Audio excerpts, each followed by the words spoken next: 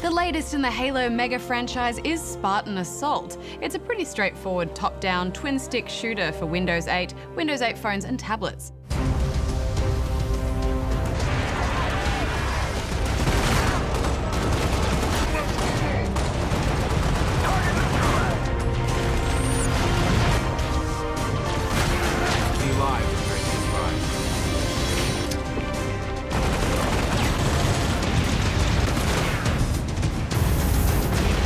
It's your usual fare. You have your classic 2-weapon loadout, recharging shields, different grenades, armor abilities, vehicles, and melee attacks at your disposal. And it nails the sound and visuals, so it will feel very familiar to fans. Yes, but there are a few tweaks to the old formula. There's no reloading, you just keep on shooting till your ammo runs out, and you can carry up to 18 grenades at once. You can melee attack, but it takes ages to actually hit anyone, so it's a bit useless. There are 25 missions that won't take more than 4 or 5 minutes each to clear. But before you dive into them, you're given a chance to customize your loadout from a choice of a few different weapons, armor abilities, and boosters. But out of the 3 extra options you get to choose from, you have to spend real-life money to get 2 of them. And they only last for that 1 mission. Yeah, I don't like one-time use transactions in general, but especially for a game that I've already purchased. Just rubs me the wrong way, Hex. And strangely, we couldn't actually connect to the store to purchase them. We tried for days, but we just couldn't connect, so we don't really know if they're worth it or not. Yeah, and you don't need them, but it seems a bit greedy to lock away the best items like that. You can also apply 2 skulls before each mission, which act as modifiers, making it so enemies are tougher or you have to melee enemies to recharge your shields.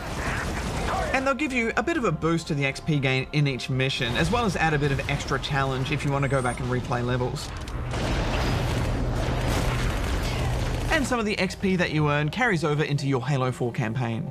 Also, at the end of each mission, you're given a score and a star rating.